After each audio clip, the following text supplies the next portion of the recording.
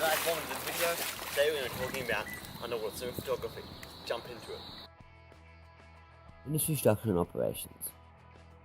There are a few different industry structures. The first one is working in films. The different positions are the director of photography, underwater cinematographer, second assistant underwater camera operator, focus puller, camera production assistant, underwater safety for underwater stunts and special effects. And then for working in the TV industry, there will be usually one or two underwater cinematographers to get shots like surfing. There is a crew like on movies and documentaries. In the crew there is underwater DPs, first assistant director, the underwater cinematographer, focus puller, which is remotely controlled by a person above the water to change the focus, safety diver above, watching to maintain all safety procedures, or there is freelancers, mostly working by themselves to get underwater shots or make their own project when they're not being contracted for a company. Day-to-day work activities in the sector. For underwater camera operators, their day-to-day work can consist of preparing their camera gear, like their tripods, their cameras, their lenses, filters for underwater filming, and their underwater housing.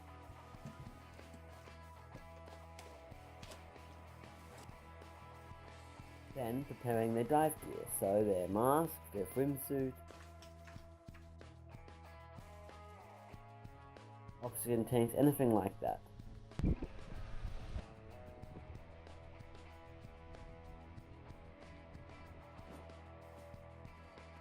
Finding the location or going to a location if you've previously prepared a location.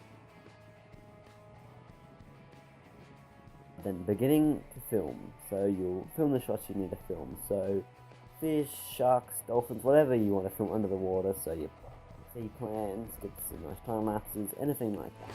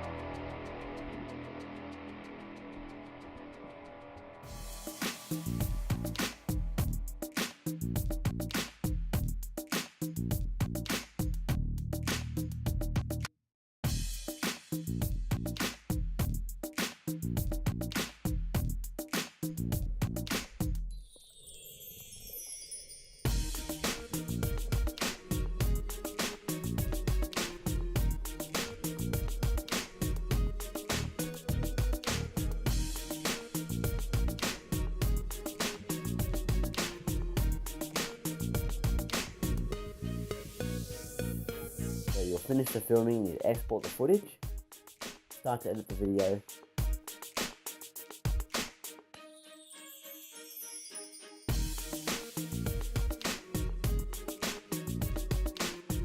Before you do that, make sure clean your gear, clean your cameras if they're doing waterproof, clean anything that you've used under the water, so your wetsuit, dive mask, anything like that, because if you're doing seawater, that could damage it.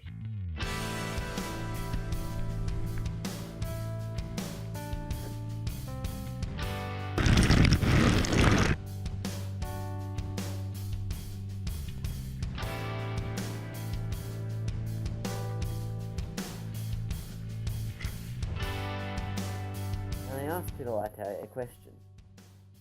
Do you work by yourself or in a team under the water? He answered, that depends on the job. Most of the time you're working by yourself, but there are other people in the water. For Occasionally, you are the only one in the water though. Employment opportunities and obligations. There are a few courses you can take, like how to film underwater online or at a venue. There are a lot of opportunities in film and TV for underwater camera operators and/or cinematographers in shows like Home and Away, 800 Words, and Neighbours. You get the shots in the water, and then in films like the upcoming films Aquaman, Pacific Rim, and SpongeBob. There are mostly freelancers who take photos for magazines or film stock for shots for people to buy or get contracts to work on film or TV. A good place to talk to people in the industry about where to find a job is Ozcruise or the Australian Cinematography Society. Laws and regulations. If you made the film, you can make a copy of it, and you are able to distribute it to TV and public. But other people will need to get your permission and/or a license to show to the public or re-edit it. If you want to use someone else's footage, you must ask them first and also give them credit in the film. Before you begin to film, you must get permission from people to show their faces and where you are going to be filming, if it is on public land, private land, main streets, or anywhere. You need to ask if you're allowed to film there. You also give people a notice that you're going to be filming there. Industry protocols and ethics.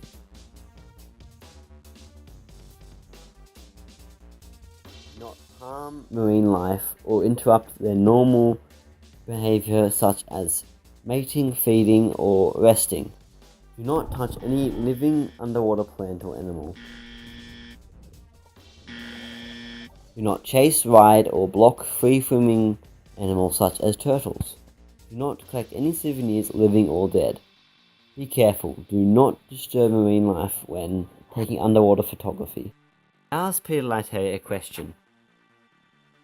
Are there ethical issues when filming under the water? He replied, yes, mainly to do with marine life and not disturbing the underwater environment where possible. Sometimes you can't help that as you have a job to do. But for the most part, scuba divers are environmentally conscientious people and filmmakers, even more so. Good diving practice will alleviate most environmental issues. I have never had to say no on a job's environmental grounds, but that is also a personal decision what people are happy to do. Industry trends and emerging technologies. One of the biggest trends to hit the underwater market are drones to give the awesome aerial shots of the water. Fish, whales, and any big land masses around water.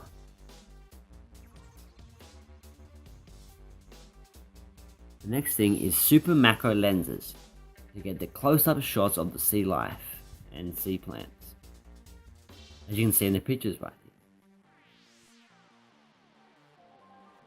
The next thing is underwater lighting. There are many different lights you can get, small ones to right big ones. The small ones can fit right next to your GoPro cameras, as seen in the pictures. The bigger ones are for if you're going deeper into the ocean and where there is no light around you. Next thing is video cameras are now becoming waterproof, like the GoPro Hero 6s. And you can also get underwater housings for your bigger cameras like Nikon, Canon, and Red Dragon cameras. I asked Peter Latte a question. Does it require a lot of special equipment when compared to out-of-the-water filming? He replied, yes. We need to use underwater housings to keep the camera dry, and we also use video lights as well to light up the shot where possible. Also, good quality dive gear is a must.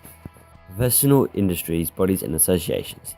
There are a few different professional industries like the Australian Cinematography Guild, Ozcruise, Sea Films, and Peter Latte's own one, which is DUAL.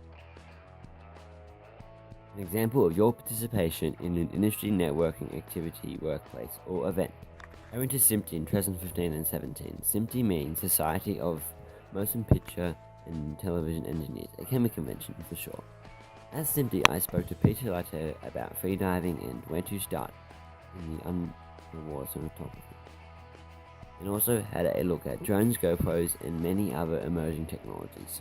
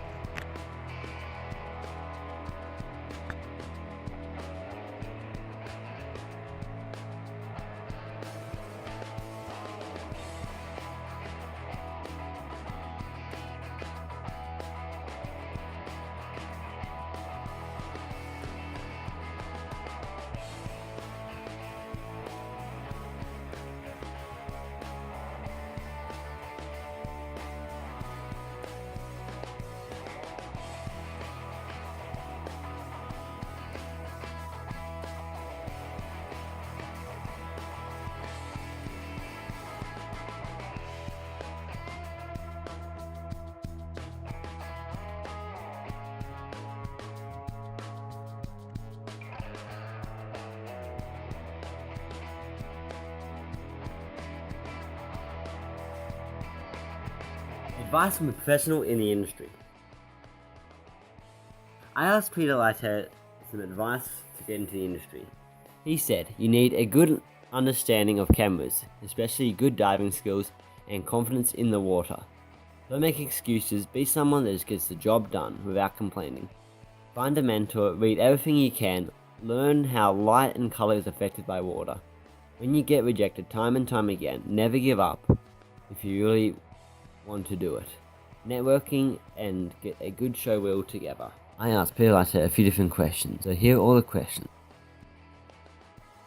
Did you start in the ocean or at a lake? Ocean. Never dived in a lake actually. Do you only do underwater cinematography or do you do other camera work? I do drone and also land-based filmmaking as well. Almost every underwater filmmaker will supplement income by topside filming jobs. I film a lot of medical seminars as well. What training was necessary to provide you with the needed skills in an underwater environment? Apart from good camera skills, you will need really good diving skills. Also, confidence in the water. Lots of time spent underwater in different conditions is an absolute must. There is no supplement specific underwater filming courses. How do you communicate with other divers when underwater? Hand signals or writing things down on an underwater slate. In some jobs, you have a full face mask that lets you talk to other divers, but usually just hand signals. How do you monitor under the water? Most underwater housings have a monitor attached to them for viewing the image, but you still need to pay attention to your exposure settings, as you are really going to struggle to get enough light onto the sensor under the water. Are there safety procedures? Yes, there is lots of safety procedures. Decompression obligation, water temperature, visibility, getting lost, health issues, decompression sickness, rough seas, lost diving buddy, dangerous animals, becoming distraught, and many more. Have you had any unnerving experiences when shooting under the water? Yes, many. Night diving by yourself can be very unsettling, especially when you accidentally bump into something. Being lost is very unsettling, so is getting very low on air. I was once attacked by a Titan tigerfish 3 times, and merely thought I was being attacked by a shark. Thank you so much for watching, guys. Hope you enjoyed the video. Now don't forget to grab your camera and your snorkeling gear, put it on, let's jump into the water, explore the water. So let's do this. Thanks for watching.